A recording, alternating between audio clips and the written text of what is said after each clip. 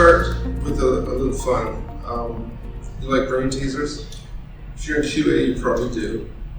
Okay? So you're in a room, and the room has 3 switches and a closed door. The switches control 3 light bulbs on the other side of the door. Once you open the door, you can never come back into the room that has the switches. How can you definitively tell which switch is connected to each of the light bulbs? Okay. I'm not going to tell you the answer right now. I'll bet half of you know the answer. But we're going to talk about it a little bit later, and I'll give you some time to think about it. Okay, today you're in the Abundance Mentality lecture, and my name is Matthew Stucci. We always have a few people relocate after that announcement when they find out they're in the wrong room. That's okay. What does the abundance mentality have to do with quality anyway? In fact, I ask myself, why am I the one speaking here? I don't have an incredible resume of life experiences or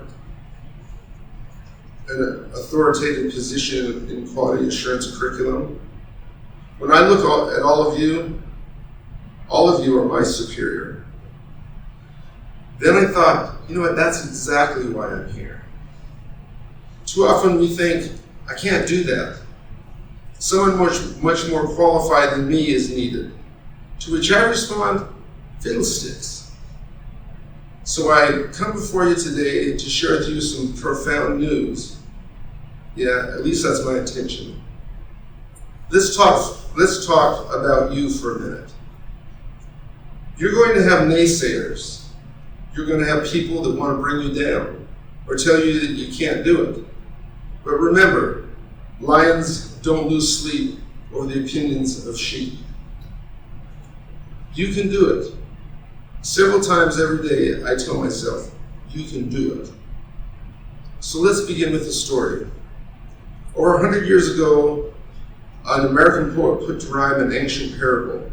The first verse of the poem goes, "It was 6 men of Hindustan, to learning much inclined, who went to see the elephant, though all of them were blind, that each by observation might satisfy his mind." In the poem, each of the 6 travelers takes hold of a different part of the elephant and describes to the others what he's discovered.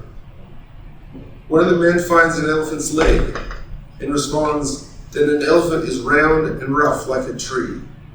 Another feels the elephant's tusk and describes the elephant as a spear. A third grabs the tail and insists an elephant is like a rope. The fourth discovers the trunk and reveals the elephant is similar to a large snake. Each is describing truth, and because his truth comes from personal experience, he insists that he knows what he knows. Does that ever happen to us? We look at this story from a distance and smile.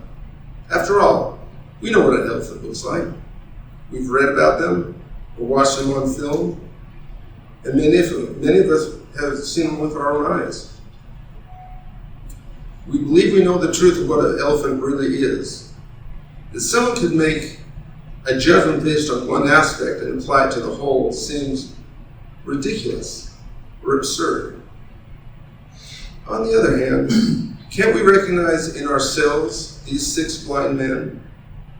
Of course, we really can. We're all trying to solve problems with limited vision. We do our best with what we have. That's all we can do, right? Maybe there's an even better alternative. 25 years ago, I worked for a burgeoning computer software company. We're perfect for all you old-timers. The company did something unique for its time, toll-free support. Now, with cell phones today, that doesn't sound like too big a deal. But at the time, toll-free support for word processing software was revolutionary. Nobody else was doing it. We were the only ones back in those days. We help business owners, network administrators, and system engineers. We guided students and receptionists and lawyers how to use WordPerfect and how to solve particular problems. No one else in the word processing arena was offering toll-free support at the time, so it was a big deal. A little aside, maybe you heard about this. We had lots of people calling our phone lines, and wait times escalated. So the leadership team authorized hold jockeys to entertain customers while they waited. These were live DJs that served up music, took requests, and updated customers how long they'd been waiting and the time remaining in the queue before they could be helped. They announced which groups were busy and those that were currently available, included brief ads, offered tips and tricks, all while delivering the people's music. It was not uncommon when I would answer the phone that the customer would ask if I wouldn't mind putting them back on hold for a few minutes so they could listen to the hold jockey. It was revolutionary. It went viral before viral was even a thing. The call center leads also put the employees through customer service training. That was a long time ago, but I still remember the primary story.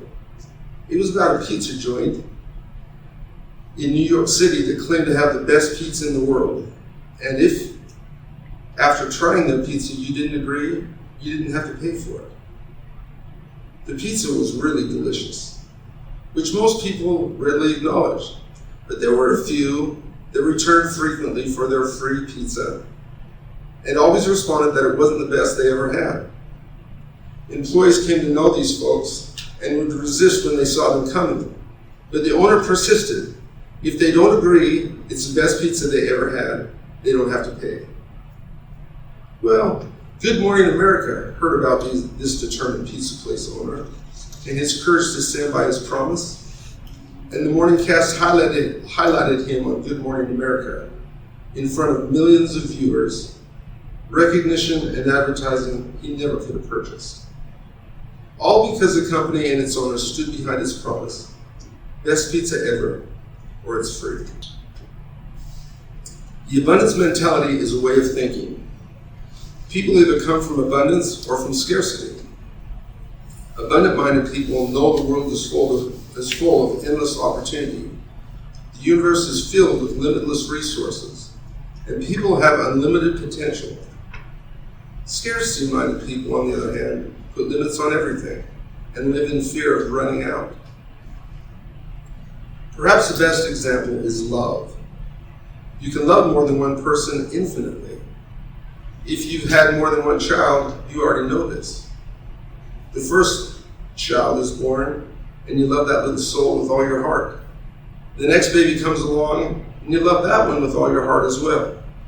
Loving more children, or friends, or partners doesn't diminish love or take away love from those that came before. It magically expands to infinite abundance. But remember this. People will forget what you say. People won't always remember what you do. But people, your customers, will never forget the way you make them feel. Make life easier and better than anything we know at the moment, and your future is bound to be bright and your success certain. Remember, the abundance mentality is a way of thinking. It applies to the service industry and delighting both internal and external customers alike. Do more for your guests and employees than they expect, and they will love you for it and sing your praises possibly for years to come.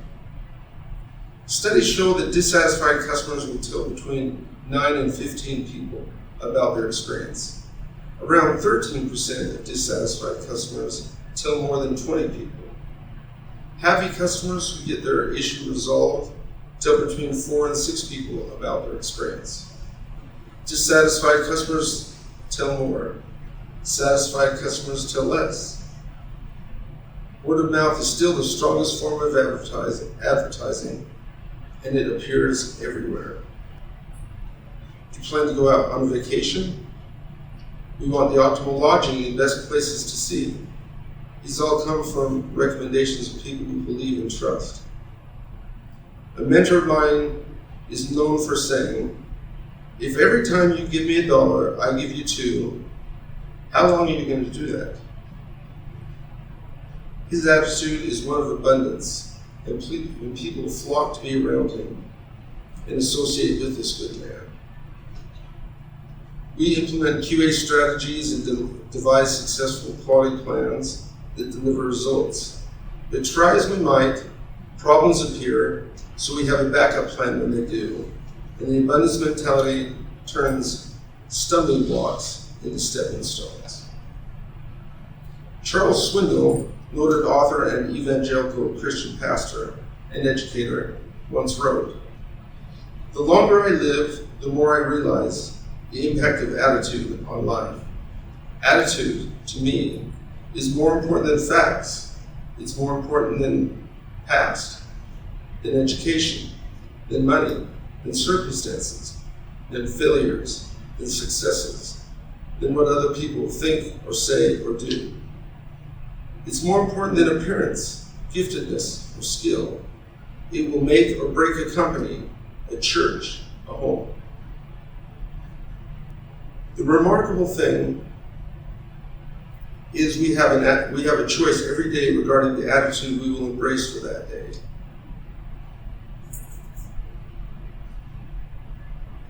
The only thing we can do is play on the one string we have, and that is our attitude. I'm convinced that life is 10% what happens to me and 90% how I react to it. And so it is with you. We are in charge of our attitudes.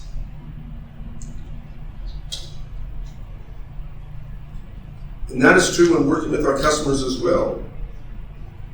Customers who experience a problem but have their issue quickly and completely resolved become more loyal than customers who never experienced a problem in the first place. So you came here looking for ways to engage your QA team. And figuratively speaking, get a shot in the arm for your QA strategy. This is it. The abundance mentality is what will differentiate you from your competitors, make you stand out among your peers, and help your goals and objectives basically go viral. Mentors do it all the time.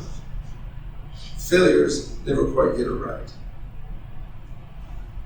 Internal and external customers become our advocates, and all are influenced by the abundance mentality. Time's up. I wish we could talk more about the successful people that have influenced me so greatly and how they use the abundance mentality to achieve this. It's life-changing. It's a lesson we must all learn and learn well. Okay, let's end where we began.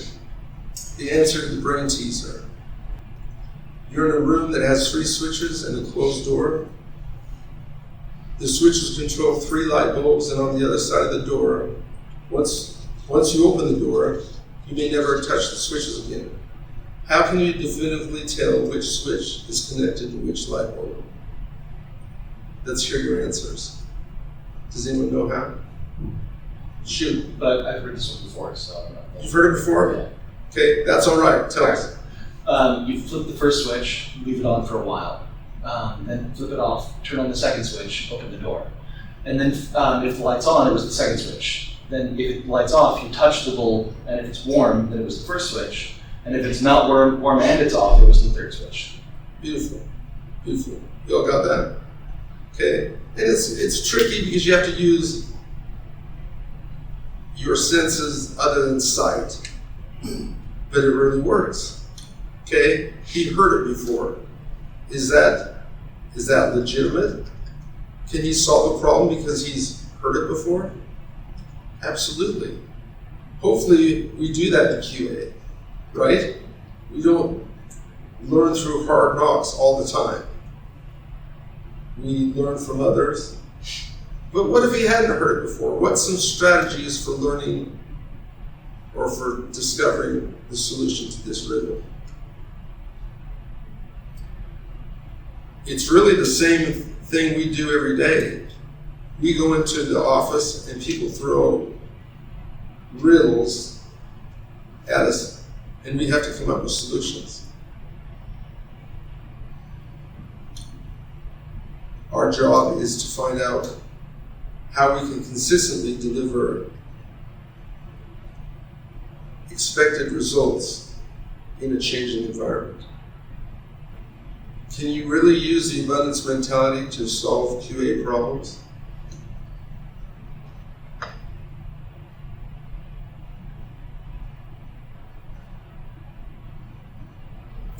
I believe you can. Well, we have 5 minutes left. I want to continue with one more story. This excerpt comes from mega bestseller and time management guru, Stephen Covey. We discover our potential and who we can become when we catch the vision of who we are and why we're here now. Quality mechanisms like the abundance mentality just work when we need them to. What I've discussed here today is not complete. It's just the beginning, and you'll use the remainder of your career and your life fine-tuning, practicing, and implementing the abundance mentality. And it'll work for you, just as it does for millions of others. Let it change your world, your business, and extend your quality assurance efforts and your life for good. You can do it. Thank you very much.